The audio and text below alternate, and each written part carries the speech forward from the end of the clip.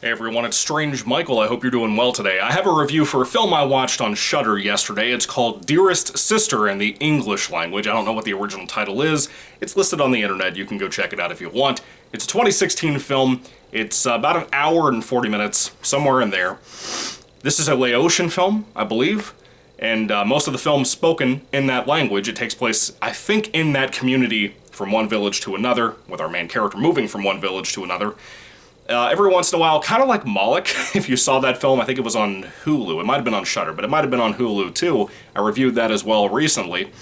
Moloch had moments where certain characters only spoke English, and just having a film that I went into expecting to have to read the entire thing in subtitles, which I don't mind. I like foreign horror films, especially Asian horror films, typically. I'd get a little thrown off when I watch a movie and all of a sudden somebody's speaking in English, but there is one European character in here who does speak in English every once in a while. But anyway, most of the film is spoken in some kind of other language that I don't speak, so let me tell you this. I don't mind that. I usually can get sucked into a film, regardless of where I'm watching it, because it's something moving on a screen. You know, I'm just one of those people. But I also love movies, so I'm willing to give anything the benefit of the doubt, especially when it's my favorite genre out there, which is horror.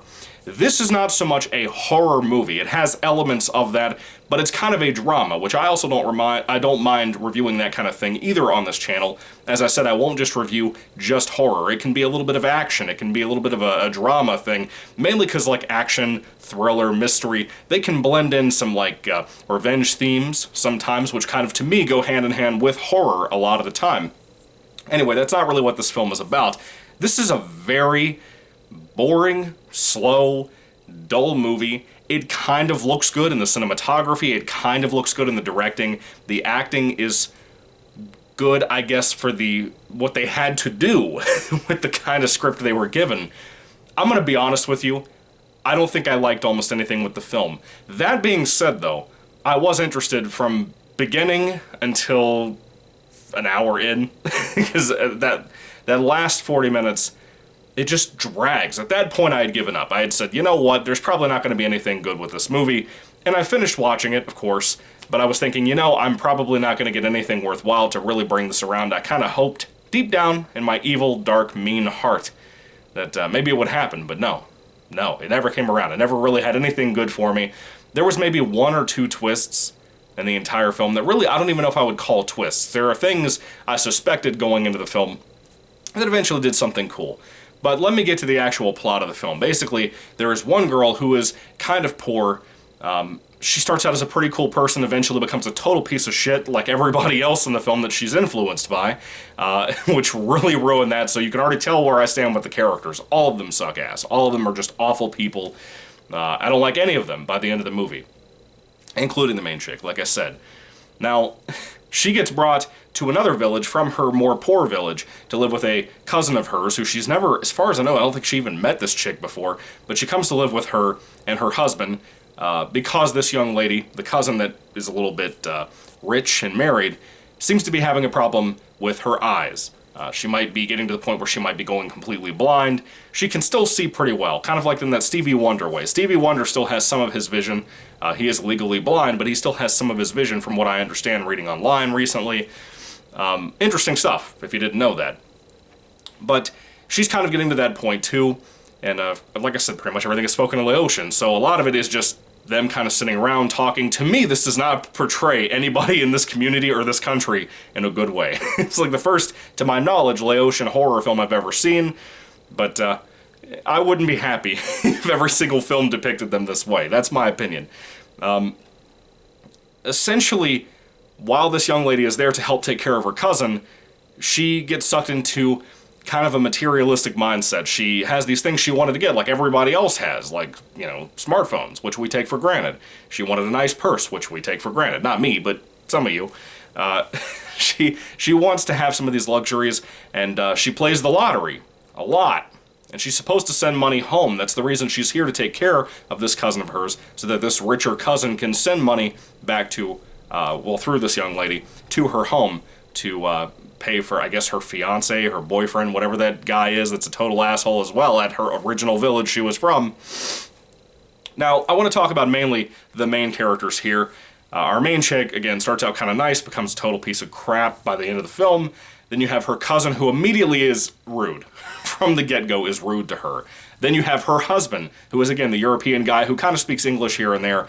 He's a fraudster who has a failing business. He's probably going to have to go to jail. Maybe even the wife might have to go to jail at some point, too. It's such an inconsistent character, this particular man.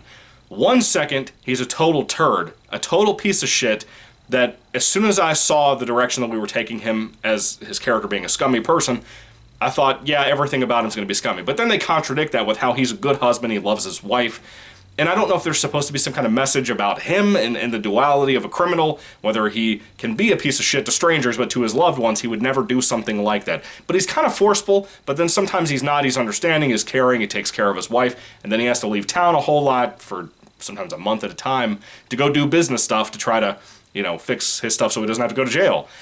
It's such a crazy, weird character to have in here, and I still, at this moment, cannot tell you over what time frame this entire movie takes place. It is all fucking over the place. It's everywhere, dude. Not a fan of this film, as you can tell. The acting tries to do some good things for these characters, but the characters are so poorly written, and the depiction and tone deafness of this film is so... It bogs this movie down so much that it ruins it. Every little bit of interest I had, again, up to that first hour, is ruined by everything else that comes through.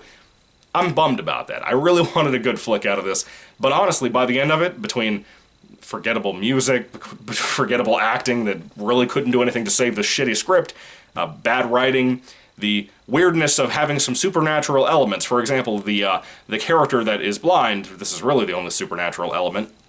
This is goofy as shit. You're going to love it. You're going to love it. I promise you. You're going to love this as I tell it to you, not as you watch the movie, if you watch this piece of shit. Which, by the way, there's no YouTube reviews for this movie. There's usually a review for every fucking thing on the planet. I mean, even the Garbage Pail Kids movie has a movie review on YouTube. Tons of them, as a matter of fact. Even Red Letter Media talked about them. But Jesus, no one talked about this film, so I feel completely alone right now as I looked around on YouTube trying to find somebody with a Dearest Sister 2016 movie review. No one gave a shit about this film. Just me. Just me. And it has positive reviews on IMDb as well, which surprises me. It's above average on there, and I think those people are fucking crazy to feel that way. That's just me, though. You might like it more than I do. Not a problem, but I still don't get it. So you're going to love this shit. This is how goofy this film gets. The blind cousin happens to see, the outlinings of ghosts around her, and they seem to always be looking at her and, saying and whispering shit at her.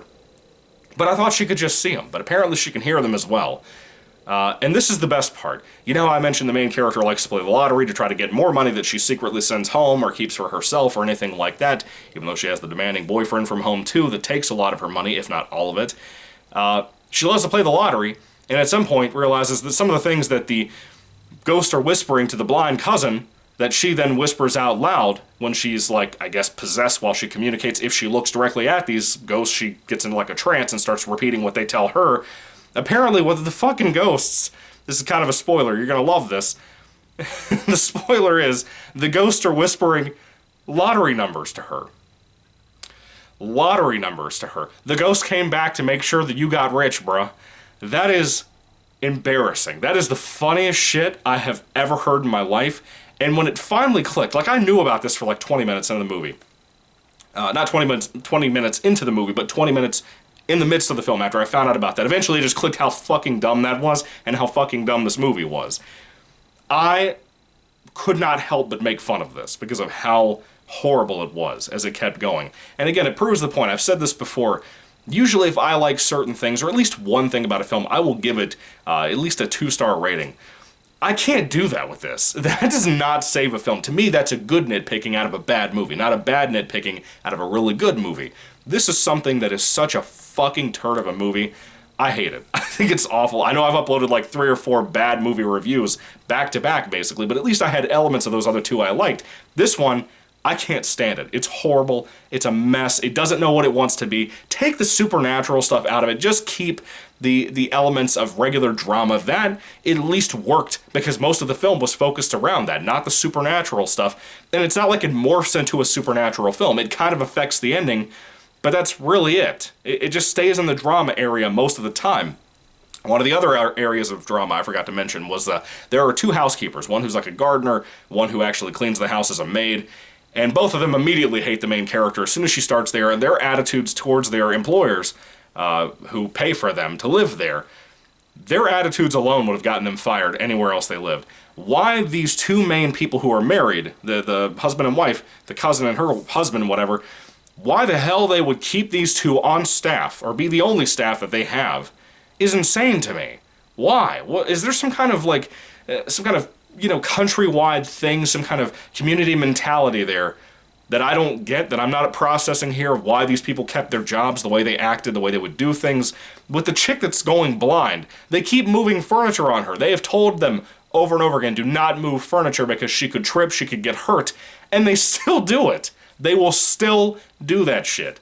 If you were an employer and your employee kept doing that to you in your own home, would you not want to strangle them? I don't get it. I don't understand what happened with this movie, because it seems like the way it's shot, the cinematography, all of that, it feels like there should be a brain involved somewhere. It feels like there should be a brain somewhere in this project that says, you know, maybe that's a bad choice. Maybe that's not a good idea. No, we completely kicked our own feet out from under us and made a bad movie, and that's just what this is, in my personal opinion.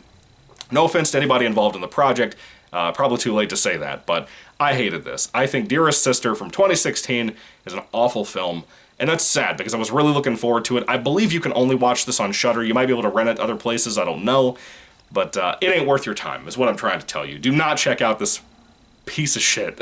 Please don't. I want to save you money. That's the point of why I watch these things, why I subscribe to a lot of different apps and streaming services and stuff, because I love horror films, and I love good horror films. So I want to save you some money on recommendations that I have. This is not one of them, as you can tell.